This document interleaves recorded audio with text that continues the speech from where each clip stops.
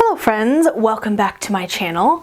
This is going to be my February wrap-up, and February is the month of love, so I like to try and focus on books that at least I believe are kind of romance heavy, or where romance is like a significant focus of it, because I don't typically read books that focus on the romance. So I try to branch out a little bit. I don't know how well I did, like none of them are like strictly just romance books, but I did my best. So I'm gonna go ahead and get started with all of the books that I read in February. So this was also a very satisfying reading month for me because I read a lot of books that have been on my TBR for several years, and the first thing that I finished that's part of that category was A Court of Thorns and Roses by Sarah J. Maas. I have finally read the first book in the infamous YA fantasy series. It has been on my TBR since 2019, kind of when I first started getting back into reading and getting on BookTube, and this is about a young woman named Feyre, who is taken away by a fae named Tamlin as retribution for her killing a fae who was disguised as a wolf in the forest. And she's trying to figure out how to stop this magical plague spreading through the fae lands that will eventually spread to the mortal lands as well, and trying to break a curse put upon Tamlin and his estate. And she also starts to fall for him in the process of that. So I have a whole separate video review for this book, so I'm not going to really go into it in this video, but I gave it 5 out of 5 stars. I love Maas's world building. Her writing is easy to consume and understand. I enjoyed the romance and all the characters much more than the first book of Throne of Glass, one of her other popular series, and the plot was intriguing. I just enjoyed it a lot. It was a solid first book, so go ahead and check out my video that I'll link like in the cards and down below if you want to hear more about my thoughts. Okay, so next I read Eliza and Her Monsters by Francesca Zappia, another one that I added to my TBR in 2019. This is about a very antisocial, terminally online high schooler named Eliza, who is the creator of a very popular webcomic called Monstrous Sea. And it's super popular. She makes money off of merch and stuff like that, very well known, and she has kept herself anonymous this whole time. Only a few people know her identity, and one day she meets a boy in real life at her school who is a huge fan of the comic, and she starts to open up to him and has to deal with her last year of high school and this new friendship while trying to protect her identity and this thing that she loves. This was really good. 5 stars. This is what I had been hoping for when I read Fangirl by Rainbow Rowell.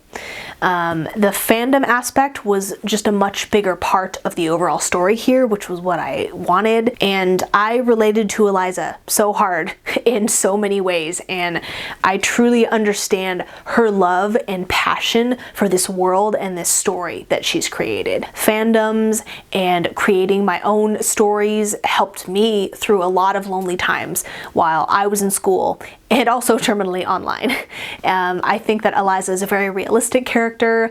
Her friendship and budding romance with Wallace is the boy, is really sweet and kind, and he has something that's like, I don't know if this is exactly what it is, but it's kind of reminds me of selective mutism. He can often only communicate comfortably via text or writing. It's also a mixed media style of book as well. Here's like a chat log, and there is like comic strip art throughout, and I really enjoy mixed media books, and it hits hard at the end. And if you're not someone who can relate to Eliza, I hope that this book can kind of help put in perspective the struggle of people who find comfort in being online and who always have their head in the clouds because it's so much nicer there than reality is. Really like this. Then I read a cute graphic novel called Mooncakes by Suzanne Walker with art by Wendy Zhu. I've wanted to read this for years, and like, I mean, look at that. I don't know, look at how cute the cover art is, just the colors, the art style is just really, really cute. So this is about a non-binary werewolf named Tam and a hearing impaired witch named Nova, who are reunited after Tam moved away in the past, and they come across this twisted horse demon in the woods and uncover this plot to take control of the power of wolf magic. And the two also rediscover feelings that they've had for each other, and it's really cute. I loved the diversity and representation in this, and the romance is just really innocent and sweet and nice. The characters are post-high school age, not sure exactly how old, but they've both graduated high school, but this felt very much like a middle grade.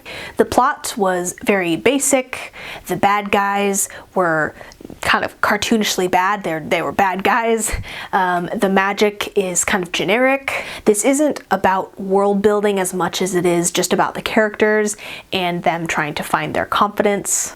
And this was a solid 3 out of 5 for me. It was very cute. I really liked the art style, but I just myself need more than what the story was meant to give. It was a little too simple. I still enjoyed it though. Then I finished the audiobook. This isn't really a romance. Audiobooks are kind of their own thing. I don't necessarily try and fit those into things like this, but I finished the audiobook for A Blade So Black by L.L. McKinney and narrated by Jeanette Illage. And this is the first in an urban fantasy series that is sort of Alice in Wonderland retelling, inspired by Alice in Wonderland, and it takes place in Atlanta, Georgia, and Alice is a black girl attending high school as well as training to fight nightmares, who are creatures that come from Wonderland.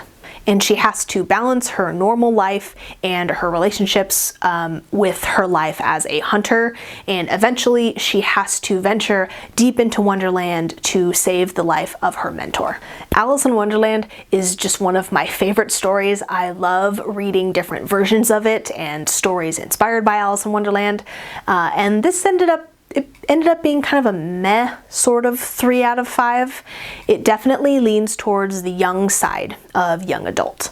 And it starts off really abruptly and kind of jarringly, and Alice is supposed to be like, kind of a badass hunter, but I don't think she's actually shown to be that, and she's like constantly getting berated by her mom like over and over again. And a lot of the characters were colorful and whimsical, but the plot, I don't know, it was nothing overly exciting. It wasn't a bad book, but it didn't quite tickle my fancy, and I don't think I'll be continuing the series. But if you enjoy books about a heroine who is a normal teenage girl by daylight and secretly fights monsters by moonlight, then you might like this. Then I read a book that actually came out more recently, and that was Not Your Average Hot Guy by Gwenda Bond. So this is a paranormal rom-com about a woman named Callie who is in charge of running her family's escape room business while her mom is out of town, and at some point while she's watching the shop, this group of cultists comes to steal this ancient and very real grimoire that was being used as a prop in one of the rooms, with the intention of using it to bring about the apocalypse. And the cult inadvertently ends up summoning the son of the devil, who goes by Luke, and it turns into this crazy adventure of Callie and Luke having to work together to stop the apocalypse while also being drawn to one another. And the premise of this just like hooked me right away. It sounded silly and funny, and I had a great time reading this. I gave it 4 out of 5 stars. I shipped Callie and Luke. I really liked their relationship and both of them individually. Callie has a best friend named Mag who is non-binary and goes by they them, so that was cool.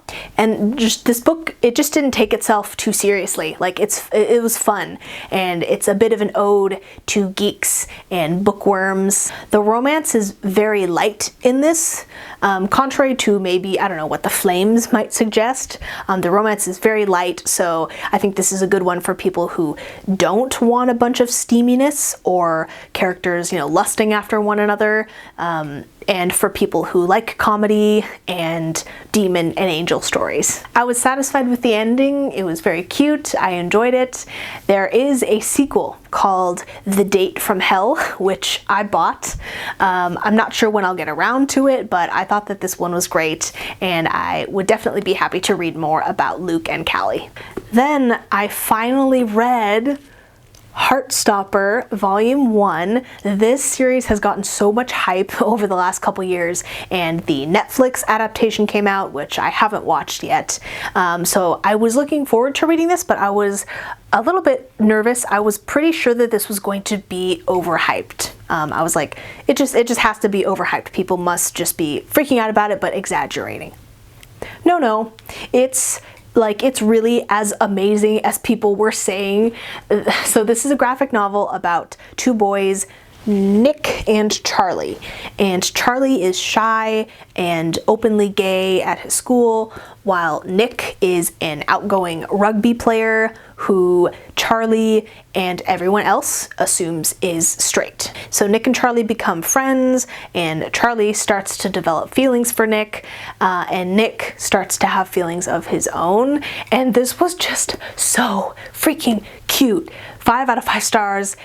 Like, this is literally one of the cutest things I've ever read, and the art is so simple, like compared to other graphic novels I've read, and there isn't a lot of dialogue either, honestly, but the story and emotion is conveyed so well. And it just like warmed the cockles of my heart and just had me giggling and smiling.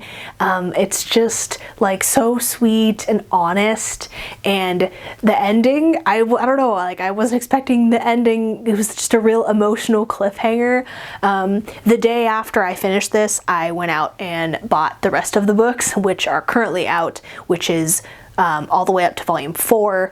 The final volume comes out this year, volume 5. This was just so lovely and wonderful. It was so cute. I can't believe that it actually lived up to the insane hype. I loved this, and I will definitely be reading the rest of the series probably after the current book that I'm reading right now. I'm just probably going to read the last 3 in a row, or all the way up through volume 4 in a row, because they're really quick, and the story's just so good. Loved this. And then came a much less good gay love story, in my opinion, and that was Carry On by Rainbow Rowell. So this is basically a spoof of Harry Potter, but where Harry and Draco are the romantic pairing. And those similarities are very much intentional. So you're following Simon Snow, who is prophesized to be the most powerful mage that ever lived, but he can't really control his power, and his roommate is a jerk and a vampire named Baz. And they have to reluctantly work together to try and solve several mysteries that include this destructive creature called the Humdrum, while also falling in love. This was 2 out of 5 stars. I won't be continuing the series. This was meant to be satire and parody, but like it wasn't satirical enough because of how moody the vibe was. And you're dropped into the story while Simon is starting his last year of magical school. I think it's like 7th year, kind of like Harry Potter. And so you miss all of the character development and relationships building, the building of relationships that you would normally find in this kind of fantasy, to make you care about what's going on, but you don't care about what's going on because you're just like, you're told about all this stuff that happened in the past. You're like, oh, okay, cool. Sure, I'll take your word for it. I think that the way Rowell did the reluctant chosen one trope was good, and that was fine. But I got really sick of the enemies to lovers situation with Simon and Baz. Their conflicts felt artificial and contrived. The names of the spells are meant to be funny and silly. They're based off of like common terms and phrases, and the one that I just can't get out of my head, it was like a spell to find something or reveal something, and the spell was literally Scooby-Dooby-Doo, where are you? So the novelty of that wore off real quick for me. There were a handful of plot-driven scenes that I actually did enjoy, but they were few and far between. I had the urge to DNF this, but I carried on so I could give it a fair rating, and my rating is 2 out of 5. I was not into it. I can see how people would enjoy this. It was not for me. I have the second book. I found both the first and the second book at a thrift store, but I will be unhauling these, and one of my best friends really liked it, so I'm going to go ahead and give those to her so that someone else who likes the story can enjoy them. So yeah. And finally, the last thing that I finished this month was an audiobook, which was Dark Rise by C.S. Pacat, narrated by Christian Coulson. And this is a YA fantasy that takes place in London in the 1800s, and you're following a boy named Will, who's on the run from the men responsible for killing his mother. And during the course of this, he is found by this group called the Stewards, who have been preparing for centuries to fight against the Dark King, who is on the rise.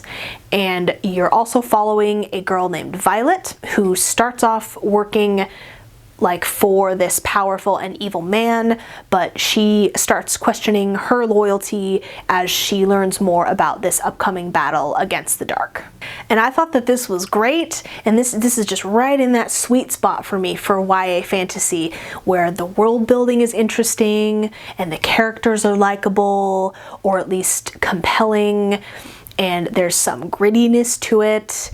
And I like the trope of kind of a dark one rising again after they've been defeated in the past, but you know, they're gonna break out, or you know, they're gonna rise again. I like that trope, and I would probably give this a 4.5 out of 5, but easy choice to round up to 5 for Goodreads for sure. The narrator was very good, and did a great job with character voices and emotion. There were some really good twists in this book near the end that were just wild, and I'm really interested in seeing what happens in book 2 when it comes out, just where it's gonna go from here. There's a bit of slowing down of pace in the middle, but because I enjoyed the setting so much and the world, I still enjoyed myself overall. This was, you know, high stakes, and had interesting lore. I really enjoyed this, and I think the second book is supposed to maybe come out this year, and really excited for that. So this was really good. I liked it a lot. So those are all the books that I read in February. Yeah, those audiobooks aren't particularly romance focused, but I'm pretty sure all of the books that I read, physical books that I read this month, did have a romance element that, at least for me, like was one of the primary things that I knew about the book, that it was supposed to be kind of romance focused or have a romance. Eliza and Her Monsters isn't, like, I wouldn't really, now that I've read it, I wouldn't really tote it as a romance. It's a contemporary, and contemporary novels often have romance, so I don't know. I'm still trying to figure out what romance stuff I like, because I would no longer say like, oh, I hate romance. You know, there was a time where I would have said that, where like, oh, I hate romance, I don't really want to read about romance. But now I'm starting to warm up to it. I'm just trying to figure out what kind of romance I like and what kind of stories I'm looking for. So yeah, this was a really good reading month. Read a lot of books that have been on my TBR for years. And yeah, so next month I'm gonna try and film a couple more singular book reviews versus just the lump monthly wrap up. I think in general, and in the end, I do this because it's fun. I do this because I enjoy doing it. I'm not getting paid. I don't really care about the numbers, but it's interesting that I think in general, my single book reviews overall get more views than the monthly wrap-ups. The monthly wrap-ups are easier on me because there's a lot less editing involved. There's just the one video, but I want to try and switch it up. And you know, keep growing and challenging myself. So thank you so much for watching and sticking around, and I will see you guys in my next one. Bye.